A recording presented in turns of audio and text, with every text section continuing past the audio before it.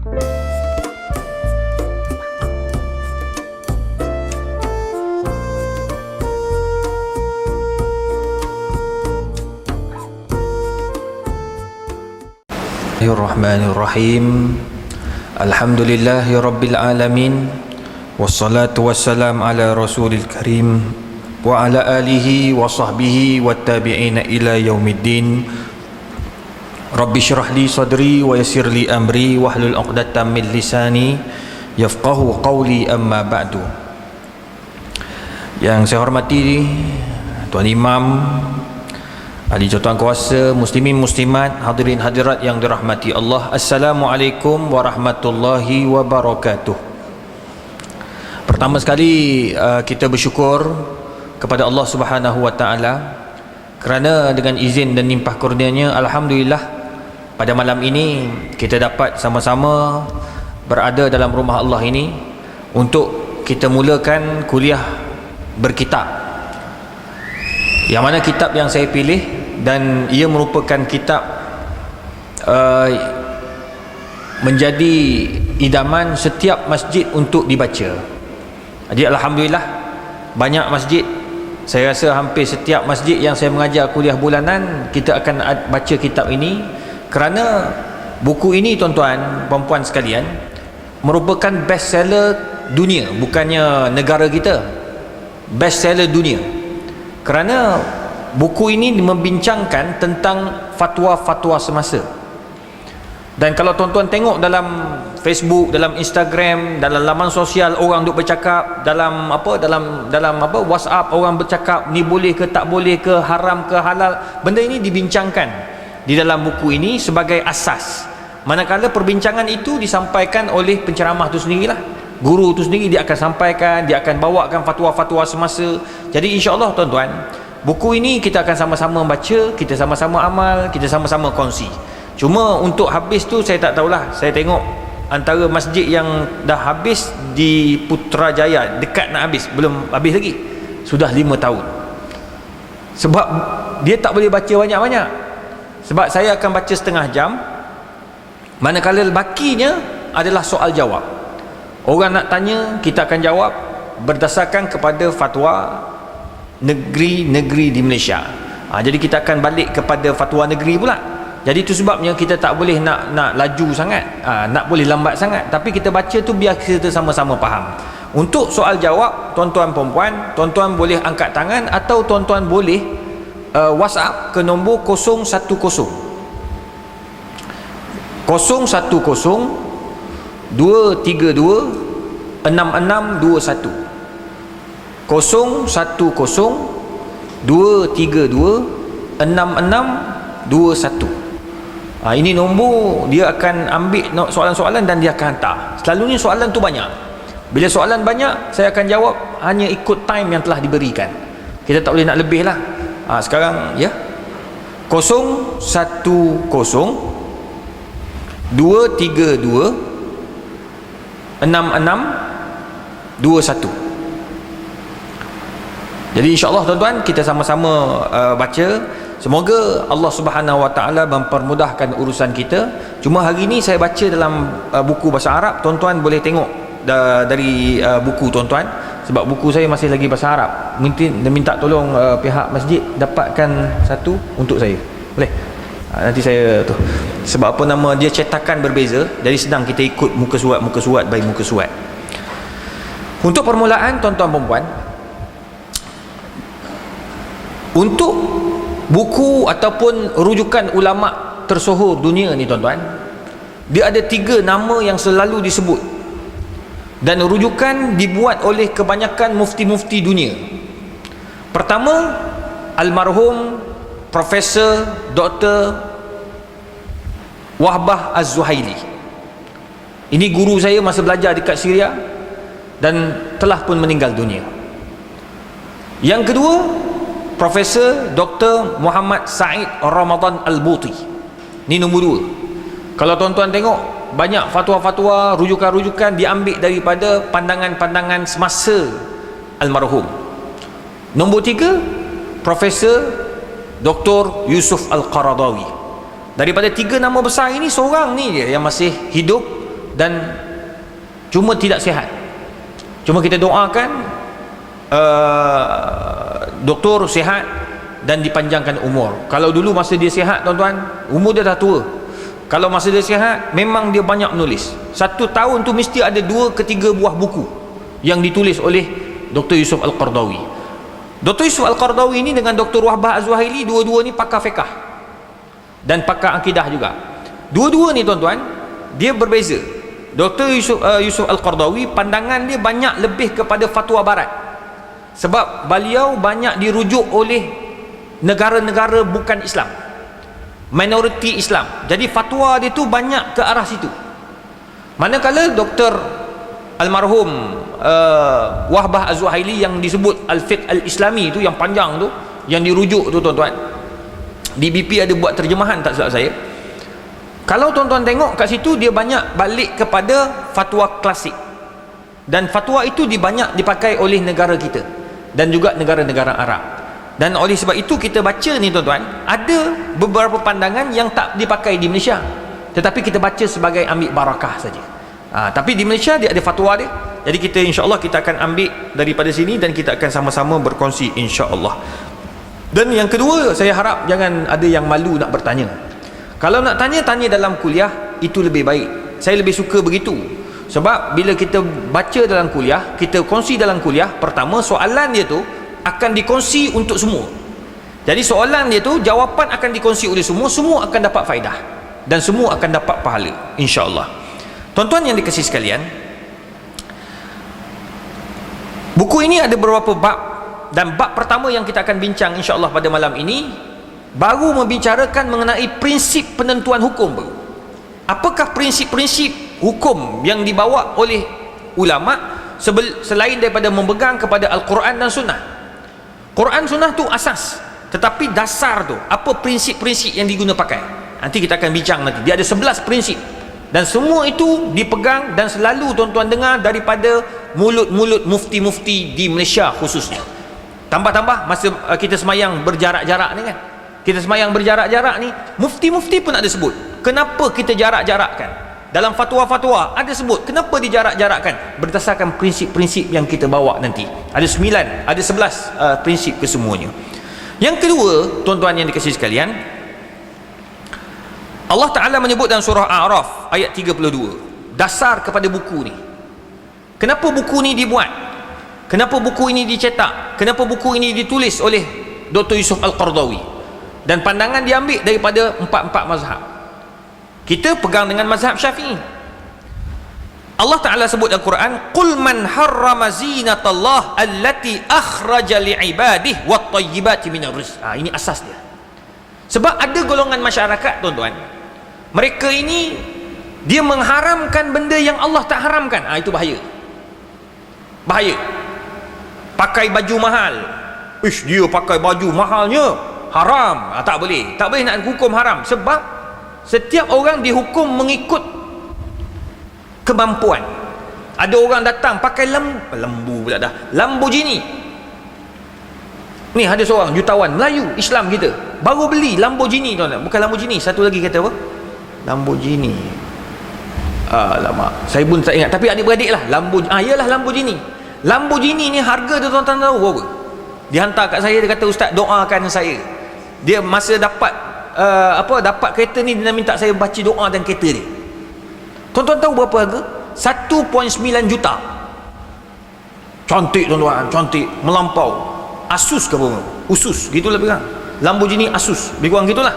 Usus ke Asus, wallahualam. Yang aku tahu apa nama kereta kelisa saya tu ni 1.9 juta. Orang Islam kita kaya, alhamdulillah. Dia buat masjid tu sebanyak, memang banyak lah. Dia bantu masjid, bantu sekolah agama apa semua, memang banyak dia ni. Orang ada duit, nak kata haram? Tak boleh. Sebab dia guna kereta tu dengan kemampuan dan kekayaan dia ada. Ustaz, dia ni melampau, baik beli rumah. Bang, rumah dia harga 18 juta. Kolam mandi tingkat 3. Nak cakap apa? Kita kalau beli Asus tadi harga 1.9 juta, rumah sewa, itu haram. Tu kena tengok dia punya kaedah tu. Dia tak boleh nak hukum-hukum semua, tak boleh. Jadi tu sebabnya tuan-tuan, ada orang dia mengharamkan benda yang tak haram, tak boleh. Ada pula yang halalkan benda yang haram, tu tak boleh. Tak apa, kita minum arak sikit-sikit tak ada masalah, tak boleh. Tak apa, kita bubuh satu sudu je dalam white wine dia panggil. White wine ni dia bubuh dalam kek. Ni kita baru mesyuarat halal baru ni. Kita tarik segi halal sebab dalam kek tu dapati ada white wine. Wine putih. Dia masuk dalam tu, dia bubuh satu sudu je, tak banyak. Tetap kena tarik. Qaliluhu wa kathiruhu haramun. Sikit je haram, banyaknya pun haram. Tak mabuk pun haram, mabuk lagi haram. Lagi sebenarnya kalau dalam istilah akademik dia tak boleh pakai lagi haram. Maksudnya haram juga. Gitu. Sebab apa? Sebab benda tu tidak ada kompromis. Tak boleh. Jadi oleh sebab itu benda yang halal, haram, haram. Tak boleh nak bincang-bincang tadi, tak boleh dah. Pernah ada seorang datang kat saya, dia kata apa? Dia kata, "Ustaz, saya ni orang politik. Jadi saya ni tak boleh lah Ustaz, ni zaman-zaman dah lama lah cerita ni, lama bukan yang sekarang ni tuan-tuan. Ni YB lama-lama ni." Dia kata, "Ustaz, saya ni tak boleh lah Ustaz, kalau nak bercakap kan, saya gabra Ustaz, kadang saya macam gementar. Jadi saya kena minum sikit je Ustaz, sikit je. Dekat rumah saya tak minum depan orang lah, saya minum sikit-sikit je." Dulu tuan-tuan, orang besar-besar ni rumah dia ada mini bar. Saya pernah pergi rumah orang besar ni, rumah ada mini bar. Sebelum dia ni zaman jahiliah lah. Sekarang dah tak ada dah tukar dia mini bar tu jadi surau lah. Hidayah milik Allah bang, jangan duk kutuk sekuat-kuat sangat. Kita ni kena tengok orang tu, kita jangan kata ini geng neraka, ini dosa, ini tak boleh. Sebab hidayah milik Allah. Setiap orang boleh berubah. Kita ni tuan-tuan yang pakai jubah, pakai serban, tak mustahil silat air bulan tangkap basah bang. Jangan main. Hidayah milik Allah, betul tak? Dosa tu boleh datang kalau kita kadang diganggu oleh iblis, dikacau oleh syaitan. Lepas tu kita tak boleh nak kawal nafsu. Innan nafsal ammaratun bisu. Nafsu mengajak buat benda yang tak baik, maka kita boleh sesat bang. Jangan main. Itu sebabnya jangan cepat menghukum, tetapi kita banyak minta hidayah dengan Allah. Allahumma hdi qaumi fa innahum la ya'lamun. Ya Allah, bagi hidayah pada kaumku, sesungguhnya dia tak tahu. Ya Allah, tengok Nabi sallallahu alaihi wasallam. Tengok tu cara kita pula bila tengok orang lain, Allahumma hdihi fa innahu la ya'lam. Ya Allah, bagi hidayah pada sahabat aku ni. Ya Allah, dia tak tahu. Ya Allah, suatu hari mana tahu Allah bagi hidayah daripada apa doa kita. Tu sebabnya tuan-tuan, kita kena pegang yang tu. Jangan kita cepat sangat nak menghukum. Ada sahabat kita, dia minum sikit, dia kata, "Ustaz, dia minum sikit je Ustaz." Saya kata, "Tak boleh Datuk, minta maaf Ustaz, saya tak mabuk Ustaz. Bila saya minum, saya akan rasa macam comfortable. Tak boleh Datuk, tak boleh. Sikit haram, banyak haram. Walaupun tak mabuk Ustaz, memang walaupun tak mabuk. Ustaz, cuba cek, takut ada mazhab yang kata boleh." Dia suruh aku cek mazhab, memang tak ada mazhab kata boleh. Sebab itu ijma', qaliluhu wa kathiruhu haramun. Sikitnya haram, banyaknya pun haram. Tu kita sama-sama ambil tuan-tuan. Tu sebabnya buku ini dibuat. Tu sebab kalau tuan-tuan tengok perbincangan dalam buku ni, dia semua benda-benda baru.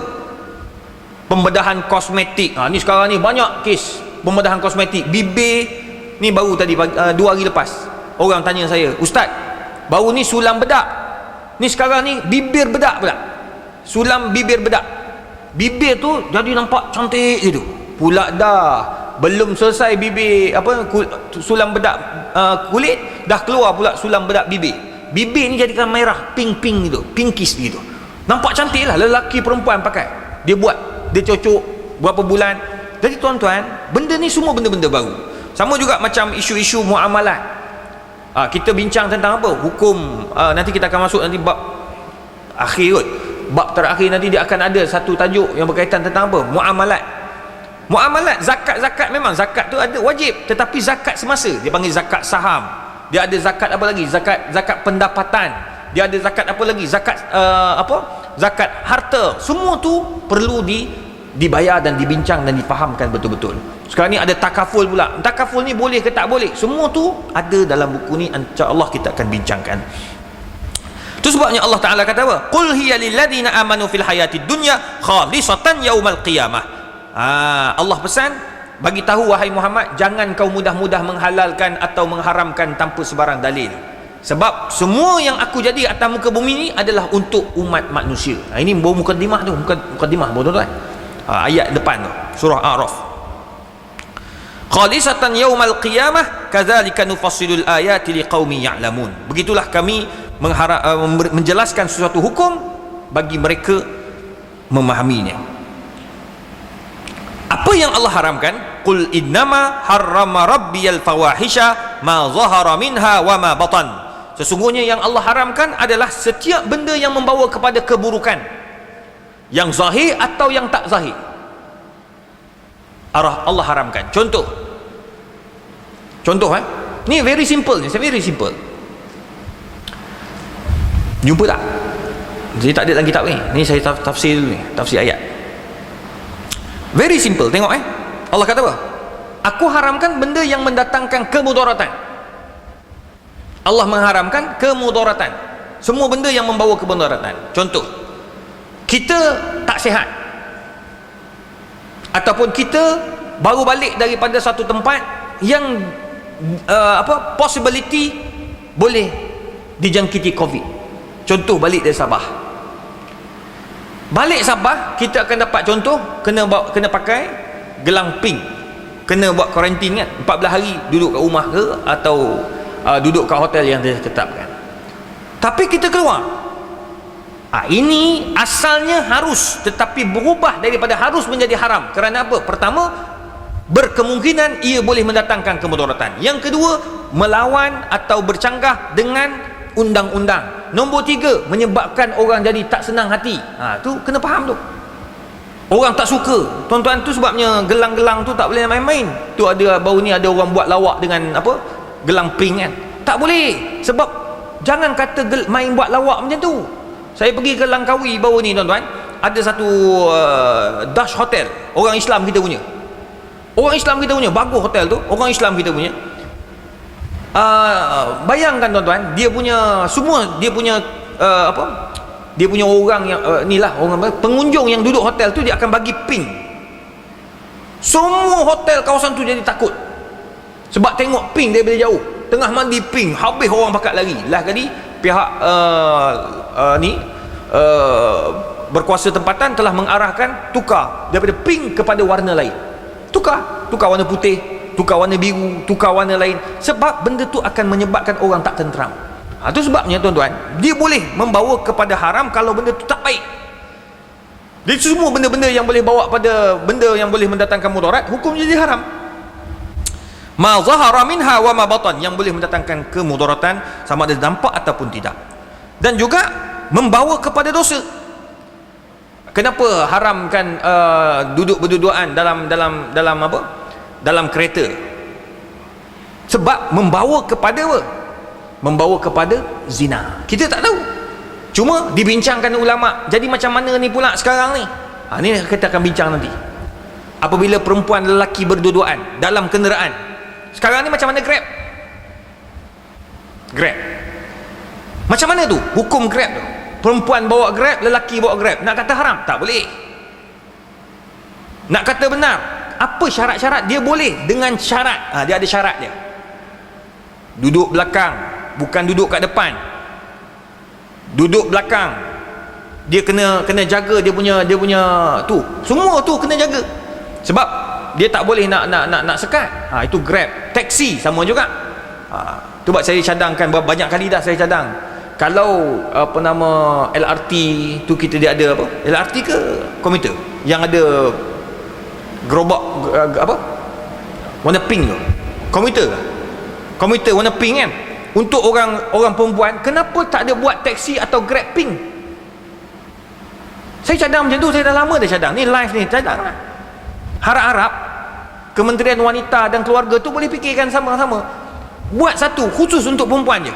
Mana kita akan buat satu application, orang kata apa, Grab for women only. Jadi orang lelaki jangan menyibuk. Pondan macam nak duduk kat mana? Nanti akan sampai bab dia. Dia akan sampai bab dia nanti. Pondan nak kat mana duduk ni? Dia nak pakai yang mana? Yang umum ke yang perempuan? Tu nanti kita bincang. Tapi nak bagi tahu tuan-tuan, tu semua tu kita nak kena tahu. Macam contoh kita benda yang boleh bawa kepada ke pengharaman. Wilayah persekutuan, Jabatan Agama Islam Wilayah Persekutuan dibenarkan untuk tangkap maknyah-maknyah yang melampau-lampau ni. yang seksi-seksi tepi-tepi jalan, boleh tangkap dan berikan didikan kepada dia, boleh. Atas dasar apa? Dia ikutlah dia punya undang-undang tu. Tapi kenapa dibenarkan? Nak memberi pengajaran. Sebab apa? Benda tu kena tahan, kalau tidak makin melampau dan makin melampau. Wal bagh bi ghairi haq, ataupun keburukan tanpa hak, mengambil hak orang tanpa hak. Ni semua akan kita bincang nanti. Ya, tanam pokok dalam kawasan rumah orang ataupun atas tanah orang, semua tu kita akan bincang. Wa an tusyriku billah ma lam yunazzil bihi sultana. Nanti kita akan bincang juga dalam ini. Buku ni ada juga tentang, dia panggil apa? Dia panggil tentang khurafat semasa. Ada. Dulu kita main anak panah, tembak anak panah, tengok anak panah tu macam mana. Pergi tak pergi, kahwin atau tak, ambil kat anak panah tu. Sekarang tak dah. Sekarang moden pula. Moden, dia ada cara-cara dia. Sekarang ni khurafat, dalam handphone pun ada khurafat sekarang. Bahaya. Itu sebabnya kita akan bincang satu persatu agar tidak berlakunya pensyirikan kepada Allah Ta'ala. Wa an taqulu 'ala Allahi ma la ta'lamun. Dan yang paling bahaya apabila manusia bercakap sedangkan dia tak tahu hukum hakamnya. Itu antara benda yang kita ambil dasar kedua daripada penulisan buku ini dalam surah A'raf ayat 32 hingga 33. Tuan-tuan yang dikasihi sekalian, dalam bab pertama insya-Allah kita akan bincang mabadi al-Islam fi sya'nil halal wal haram. Prinsip-prinsip Islam dalam menentukan halal dan haram. Dia ada 11 prinsip. Kalau tuan-tuan tengok dalam buku tu, bab pertama tu dia ada berapa? 1 2 3 4 5 6 7 8 9 10 11. 11 prinsip inilah yang kita akan bincang. Kita akan tengok dia satu bab. Ni dipanggil konsep. Kalau dalam tesis dia panggil konsep. Tuan-tuan, prinsip ini, di sinilah ulama-ulama dia keluarkan hukum. Kenapa rokok tu haram? Dia ada dalam ni. Nanti kita apa nama? At-tahrim yattabi'ul khubus wad darar. Itu dia antara kaedah dia. Nanti kita bincang. Setiap benda yang mendatangkan kemudaratan, hukumnya membawa kepada haram. Rokok. Tu bab fatwa tentang rokok ni daripada awal 80-an lagi dah haram dah. Tetapi ada setengah kata makruh. Dia pakai kaedah lain pula. Dekat situ juga. Bila bertembung antara dua kaedah, nak ambil kaedah mana ni? Tu semua tu nanti kita akan bincang insya-Allah. Tuan-tuan yang dikasihi sekalian, sebelum masuk kaedah yang pertama, saya nak masuk kaedah pertama kejap lagi. Apakah yang tuan-tuan kena tahu, yang kena faham dari sudut hukum? Dia tak boleh lari daripada 3 benda. Pertama, halal. Apa itu halal? Halal huwal mubah alladhi in halat indahu indal hadar wa uzina syari' fi fi'lih. Pertama, halal itu adalah semua benda yang dibenarkan oleh syarak untuk kita buat. Dalam Quran benarkan. Allah kata apa? Wa ahallallahu al-bai'a. Tengok, Allah sebut perkataan jual beli. Allah menghalalkan jual, wa harramar riba. Allah haramkan riba. Nampak? Allah sebut jual beli. Maksudnya selagi mana jual beli itu membawa kepada kebaikan, tuan-tuan juallah tuan-tuan. Tak ada masalah. Nak ambil untung banyak, silakan, tak ada masalah. Tapi ingat, awak bila ambil untung lebih daripada uruf, dia akan menyebabkan orang tak nak beli pula nanti. Nasi lemak orang lain semua RM2, kau jual sampai RM5. Apa istimewa kau punya nasi lemak? Oh, saya tambah sotong sama besar dengan tapak kaki. Ya. Tapi kalau sama besar dengan orang lain kau jual mahal juga, wabillahi taufik. Tak ada lah orang beli, betul tak? Tapi boleh tak dia nak jual? Boleh. Selagi mana ada orang nak beli, silakan. Ada orang jual Quran. Jual Quran, jual apa tau ni? Kata dia jual, harganya RM50, harga semasa. Tapi dia pergi jual RM80. Tuan-tuan, maka boleh tak? Boleh. Tapi ada ke orang nak beli dengan awak? Tak ada. Kecuali dia dah letakkan harga. Dah letakkan harga. Macam budak-budak muda tuan-tuan ni, apa? Ada saya tolong budak-budak muda ni zaman gawat. Dia orang guna nama saya untuk buat parfum. parfum oud, bau macam duduk kat Mekah apa semua kan dia. Sebab saya memang suka oud dari dulu lagi, saya suka minyak wangi. Kalau beli kat Mekah besar tu, saya dapat daripada Adinda Sultan Selangor, kecil je. Saya bawa dia pergi Mekah, kecil je, harga 1,500. Bila duk ni memang mahal. Jadi bila budak-budak muda ni datang jumpa saya, berapa kali jumpa, sebab saya ni payah nak percaya kat orang, saya takut. Sebab orang guna nama ni kadang-kadang dia buat benda yang tak baik. Kita tak tahu apa-apa, dah jalan nama kita. Jadi akhirnya dia datang jumpa, bincang, saya suruh hantar proposal. Lepas tu dia kata nak buat minyak wangi. Saya kata minyak wangi macam mana? Dia pun jawab, dia kata kami nak buat minyak wangi gini. Saya kata kalau nak buat macam orang lain tak payah. Saya ni orang akademik, kalau nak buat mesti pelik daripada orang lain. Kalau setakat sama macam orang lain, tak payah, takkan berjayanya kamu. Dia mesti luar. Tengok Abdul Rahman bin Auf dalam bisnes, dia buat lain daripada Yahudi buat. Dia jual unta juga, tapi Yahudi jual unta, dia jual unta, dia cara dia jual lain. Tengok, menyebabkan dia jadi jutawan. Kita sama juga, jangan buat benda yang sama. Kalau orang lain dah jual tom yam, kau jangan jual tom yam yang sama, kena buat tom yam lain pula. Dia jual tom yam merah, kau jual tom yam putih. Sebab di Thailand macam-macam tom yam. Tom yam belut, kita duk main sup belut je kan, buat tom yam belut. Tu cadangan lah. Siapa yang suka buat restoran ni, pening orang perempuan kan, mau suami balik buat tom yam belut, tengok, buat. Jadi saya kata okey, buat. Dia pun buatlah minyak wangi. Saya kata gini, cuba buat oud. Saya ni minat oud, tapi ramai orang kata sedap bau ustaz, tapi tak mampu nak beli. Sebab harga bila ada oud, dia akan jadi 300, 400. Kalau kat Mekah tu 300 tu biasa oud. Kalau pergi Quraisy yang atas tu, dia tak bagi sentuh tu. Yang atas tu berbelas ribu. Hanya kerabat-kerabat di raja kerabat-kerabat jahat di raja Saudi je beli. Sebab dia mahal. Sikit tapi mahal. Yang imam-imam besar pakai kan, jauh dah bau dah. Saya kata, ni ramai orang nak pakai, tetapi tak mampu. Cuba buat satu minyak wangi yang bau dia bau oud, tetapi mampu milik. Berapa ustaz? Dia pun cerita ada. Okey, boleh tak letak harga mampu milik bawah 100? Dia kira letak 89. Tak boleh, mahal. Letak lagi bawah. Dia kata di antara 69. Okey, saya kata 69. Dia buat 69. Jadi dia letak kat botol tu 69. Orang yang jual, kalau orang tu ambil jual, dia tak boleh jual lebih daripada tu, sebab itu market shilling. Kalau dia jual lebih daripada tu, itu penipuan. Tu jual boleh, tapi kena tengok kaedah. Kena tengok orang kata apa, shilling market. Macam jual di Malaysia ni kita ada apa yang diletakkan harga shilling ni, minyak masak. Lepas tu kita ada apa lagi, kita ada gula. Tak boleh ni, dia tak boleh main-main harga, tak boleh. Monopoli haram. Nanti kita akan bincang hukum monopoli tu. Monopoli yang dibuat oleh orang-orang tertentu ni macam mana? Itu lain, sebab dia telah dibenarkan oleh kerajaan. Kerajaan yang benarkan dia ambil untuk guna untuk jual benda tu. Dia hanya satu syarikat saja, contoh kerajaan yang bagi. Itu lain cerita. Tapi kalau kita nak buat, tak boleh.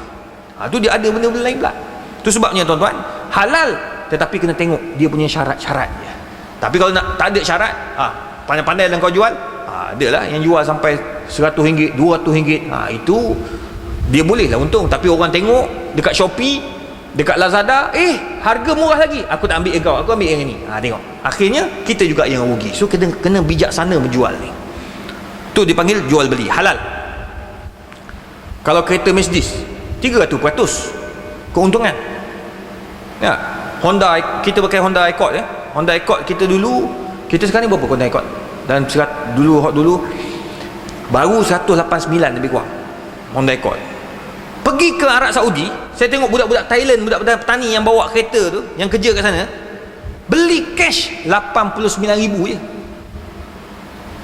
Beli cash. Sebab di Mekah masa tu dia tidak ada orang kata apa, tax pun tak banyak. Jadi dia beli 89,000, dia punya kereta full spec sama macam kita punya, tapi kita 189. Boleh tak? Haram tak dia orang jual? Tak haram. Itu hak dan dia telah ditetapkan oleh kerajaan, tak ada masalah. Dia nak ambil untung lebih boleh, tetapi dia kena tengok harga shilling. Yang kedua, al-haram. Ini haram. Huwal amr allazi naha syari' an fi'lihi nahyan jaziman. Benda yang telah disebut dalam Quran, dalam hadis tak boleh, dia panggil haram selama-lamanya. Tak boleh nak cakap banyak dah. Ustaz, saya rasa boleh kot kita try babi sikit. Tak boleh.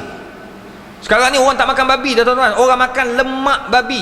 Dulu, sekarang orang tak makan lemak babi. Orang makan apa? Gelatin babi. Sebab sekarang ni macam makanan moden-moden ni banyak ada dia kena guna gel. Itu sebab kita syaratkan guna halal gel, syarikat halal gel. Sebab apa? Itu yang patuh syariah. Sebab halal gel ni paling banyak guna gelatin. Kalau tak betul-betul, ia akan bawa kepada apa? Bawa kepada penggunaan gelatin haram. Itu nanti bab makanan kita akan sampai. Saya akan bincang tu DNA babi. Oh, sekarang saya bentang depan mufti-mufti tu tuan. Ni saya akan bentang hari Isnin ni. Tu tentang plasma. Yang akan bentang juga bulan 11 tentang DNA babi dalam, bukan DNA babi, DNA haiwan haram dalam produk makanan ubah suai genetik. Dalam tomato ada gen binatang, ikan. Tomato paling lama berapa lama duduk dekat luar? Kak, berapa lama kak? Kalau tak letak dalam sejuk, letak dekat luar je. Tomato berapa hari kak? 3 hari. Dalam 2 ke 3 hari dia akan mengecut. Tapi kalau yang dia panggil GMF, Genetic Modified Food, ataupun Genetic Modified Organism, yang dibuat, maknanya dia ubah genetik tu, dia boleh tahan sampai 1 minggu. 7 hari duduk kat luar, tidak rosak. Sebab dia ambil genetik ikan yang duduk dekat kutub utara tu, yang tahan sejuk. Dia ambil genetik tu, dia masuk dalam tomato tu dia panggil tomato yang telah diubah suai. Ni dia panggil produk yang moden hari ni dah jual. Itu ikan. Ada yang guna babi. Dekat China paling banyak menggunakan babi sebab babi paling murah. Kos dia murah. Beras kuning, dia panggil beras yang dia panggil golden rice. Dia letakkan genetik babi juga, gen babi. Untuk apa? Nampak menarik. Dia ada kentang yang dimasukkan genetik tikus untuk menjadikan kentang itu tahan daripada racun serangga. Tikus ni kalau serangga racun yang ala-ala kadar, dia dapat tahan lagi. Dia kena power baru mati. Ni setakat sembuh-sembuh tu dia tak kuat. Jadi tomato ataupun buah kentang tadi dia akan tahan lama, dia akan pejal. Oh tuan-tuan, sekarang ni pelik. Tu nanti kita akan bincang bab makanan. Nanti kita akan bincang. Itu pun haram. Sebab daripada sumber yang haram. Tapi daripada ikan tadi tak apa. Yang daripada ikan tak banyak tuan-tuan. Yang banyak daripada sumber-sumber haram, daripada babi, daripada tikus, daripada adalah beberapa binatang yang lain tuan-tuan. Ni saya akan bentang depan semua mufti-mufti, insya-Allah. Dia orang tengah tetapkan masa. Sebab tu hasil kajian tu, kerajaan bagi kajian kat saya 70,000 suruh buat kajian benda tu dengan orang sains. Tengok pelik-pelik tuan-tuan. Kita tengok insaf, masya-Allah. Patutlah Nabi SAW diharamkan benda tu. Rupa di akhir zaman ada satu kumpulan yang gunakan daripada babi ni. Tengok. Jadi tak boleh guna, walaupun benda tu ada orang kata boleh sikit-sikit, ada hukumnya haram. Yang ketiga makruh. Benda makruh ni dia tengah-tengah. Sama ada kau buat dapat pahala dan sah, sama ada kau buat tak dapat pahala bahkan batal. Contoh, berkumur ketika bulan Ramadan. Berkumur tu bagus, boleh. Tetapi kalau berkumur berlebih-lebihan menyebab tertelan,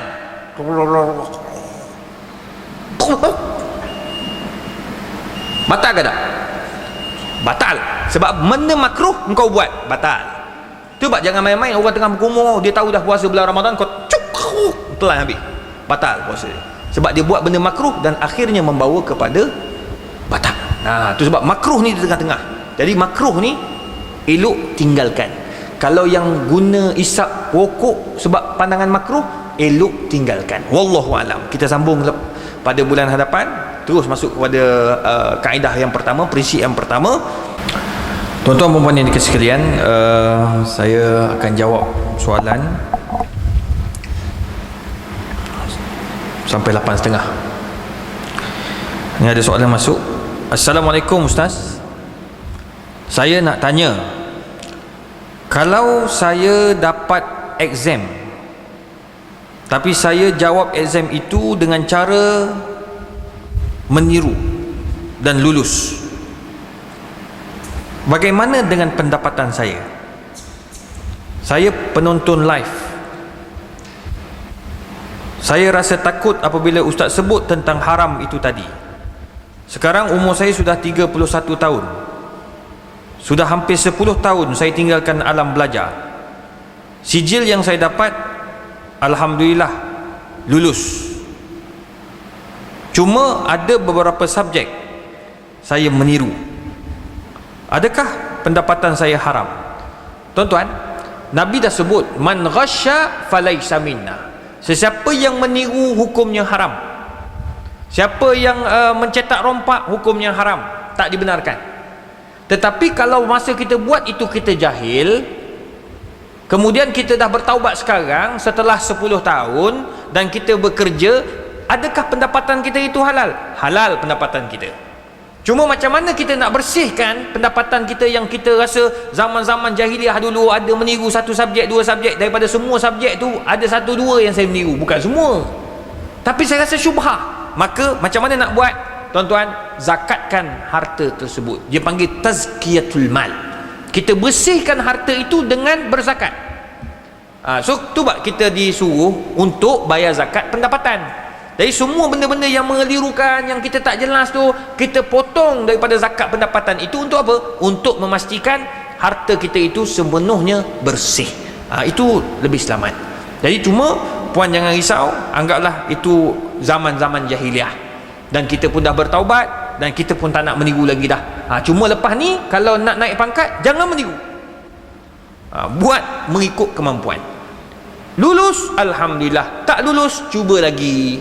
Tu sekarang ni nak naik pangkat pun kena menulis, kena meniru pula dah.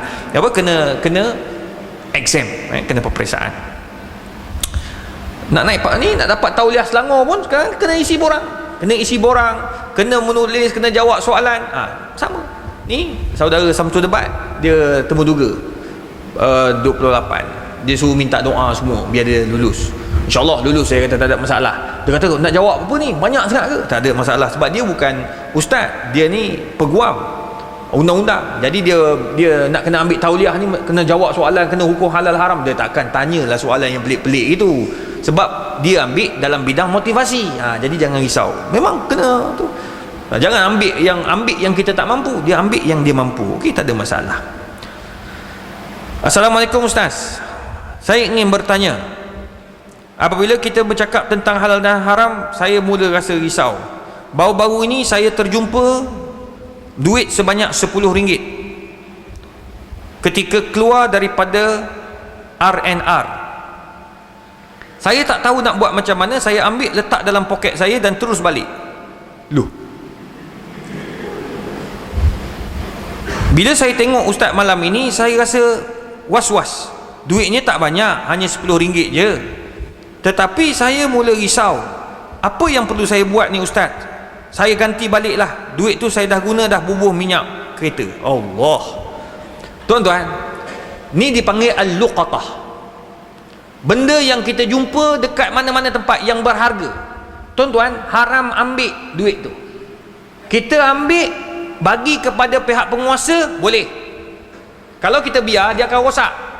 Jatuh dalam air, terbang, jalan, rugi duit tu. Kita ambil. Kalau kita jumpakan R&R, pergi dekat pejabat ataupun dekat pihak pengurusan yang terdekat, bagi tahu kat situ, ni saya jumpa duit. Sebab kita bukan orang situ. Atau tuan-tuan boleh bagi tahu dekat kedai terdekat, tolong umumkan ada duit, siapa-siapa ada hilang duit RM10, jangan letak 10, ramai pula mengaku. Letak siapa ada hilang duit, sila jumpa kedai sekian. Kita pun ambil gambar ataupun kita pun letak dalam Instagram, dalam Facebook. Sekarang ni mudah. Siapa adalah lalu kat sini terhilang RM10, letak kat kedai sebelah. Dia kena simpan. Kalau ikutkan hukum, kena simpan lebih kurang 1 tahun. Mungkin orang tu akan patah balik. Selepas 1 tahun tak ada, maka kita letakkan tempat-tempat kebajikan. Antaranya surau, antaranya masjid. Boleh, tak ada masalah. Itu kita boleh boleh letak selepas itu. Macam saudara kita dah guna dah bubuh minyak kereta, maka kalau dia pergi lagi kawasan di situ, dia boleh pergi maklum kepada pengurusan atau pergi maklum kepada kedai yang terdekat untuk membuat pemakluman. Dia bagilah duit dia, berganti balik RM10 tu. Itu dia kena ganti balik. Dia tak boleh biar macam tu, tak boleh, sebab itu duit orang, bukan duit kita. Dia panggil luqatah, barang jumpa. So kena simpan. Kalau di Jepun memang dia orang simpan, ambil bagi, memang akan jumpa balik insya-Allah. Cuma kalau negara Islam ni insya-Allah tak jumpa balik. Dekat Mekah kan, tinggal handphone kita tak ada lah, wabillahi salam, jumpa di kedai handphone yang baru.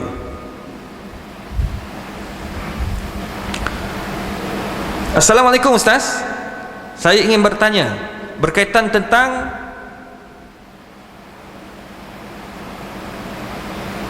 sulam bedak yang Ustaz tanya tadi, yang Ustaz cakap tadi. Bagaimana hukumnya sebenarnya Ustaz? Sebab ada kawan-kawan saya yang buat benda ini tuan-tuan. Mufti-mufti pun sedang berbincang, tengah tunggu pakar-pakar kulit. Maknanya dia orang tengah kena buat kajian. Benda ni tak boleh nak hukum sembarangan. Sebab sulam bedak ni macam mana tuan-tuan? Ni semua ni orang perempuan punya mainan. Kita tak ada tuan-tuan. Pening kepala saya. Saya buat buku lah, fake kosmetik. Saya buat fake kosmetik tu, terbitan Telaga Biru, best seller, alhamdulillah, 3 kali cetakan rasanya, habis orang jual. Tapi tuan-tuan, itu yang terkini dah tu. Ni ada lagi yang lebih terkini, sulam bedak. Sulam bedak ni macam mana? Orang perempuan kan dia pakai makeup, dia nak bagi nampak glowing, muka nampak kilat gitu kan, dia akan pakai nampak kilat, dia pakai foundation. So ada bintik-bintik tak nampak, dia akan tutup kilat muka. Jadi sekarang ini lepas pakai foundation, dia akan pakai bedak. So lepas pakai bedak, barulah dia akan pakai yang lain-lain. Oh ya Allah, sejam baru siap. Tu sebabnya tak pelik tuan-tuan, kita tak ada masalah, siap dah kita, ambil wuduk je. Tapi orang perempuan tak, dia nak jaga benda tu, dia akan jaga. Dah fitrah orang perempuan, kecantikan tu memang fitrah dia. Tu sebabnya tempat-tempat kedai-kedai kosmetik ramai orang perempuan. Jadi orang perempuan, dia nak bagi tahan tak larat nak cuci apa semua, dia pergi ke kedai, klinik kosmetik, dia akan buat sulam bedak. Sulam bedak ni dia akan simpan, dia akan tanam, dia akan injek, menyebabkan kulit tu akan sentiasa nampak glowing. Dia akan nampak kilat muka tu di lapisan kulit ni.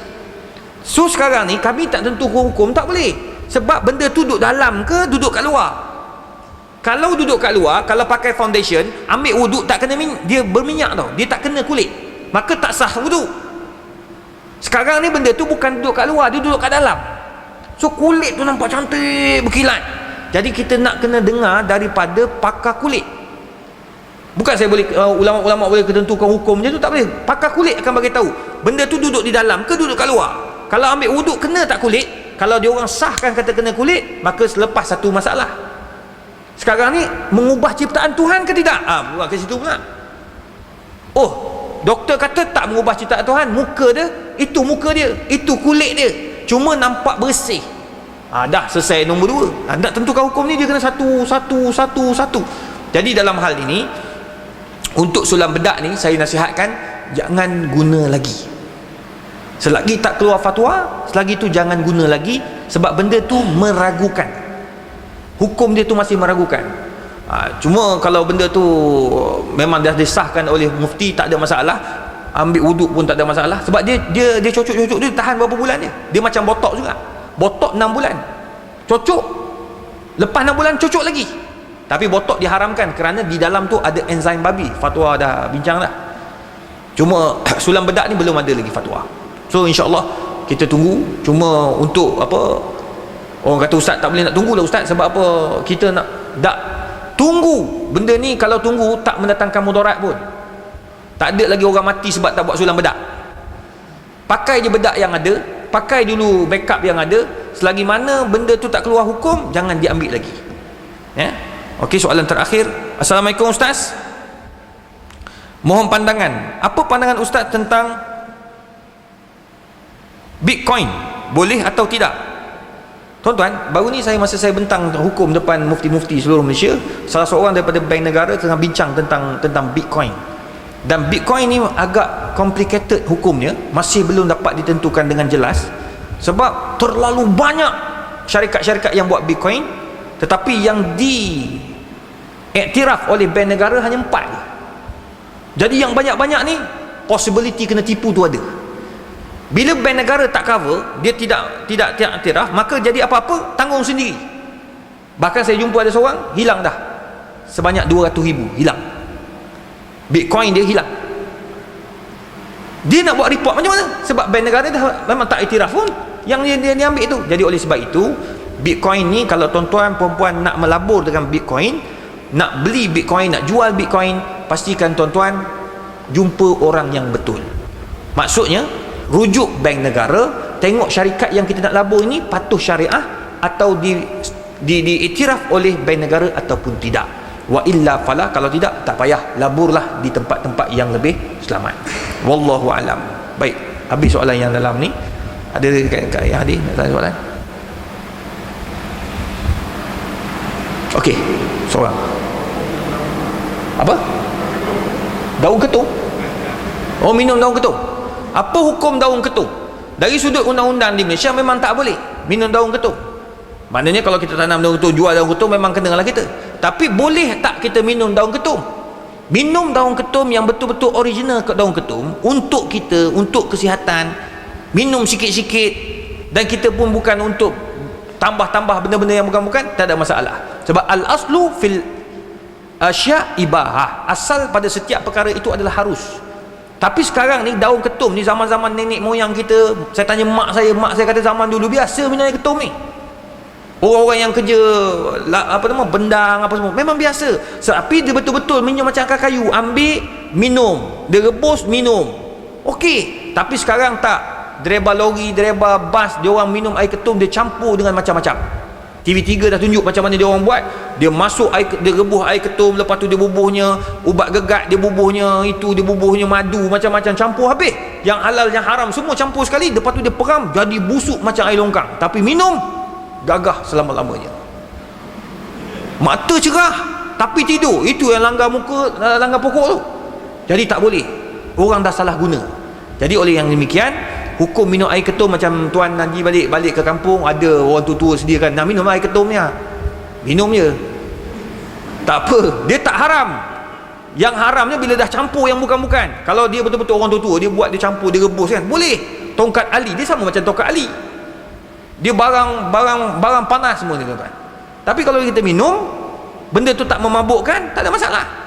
Cuma yang salah tu yang buat yang bukan-bukan, yang jual yang bukan-bukan, yang boleh memabukkan, yang boleh menghilangkan kita punya konsentrasi dan sebagainya. Itu kena. Macam menjual tak boleh lah, memang tak boleh, undang-undang salah. Wallahu alam. Kenapa minum air ketum ke? Oh, ada jiran-jiran offer. Ya Allah kau. Kalau dia buat sendiri, dia rebus sendiri, ambil kat kampung, boleh, tak ada masalah.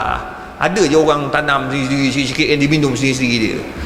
Boleh, untuk itu boleh. Dia bukan haram sebab macam mabuk tu. Arak haram sebab mabuk, daun ketum tak haram sebab mabuk. Daun ketum tak haram sebab dia mendatangkan mudarat. Tapi daun ketum tu haram kerana ada orang dia salah guna. Gitu, kena faham tu.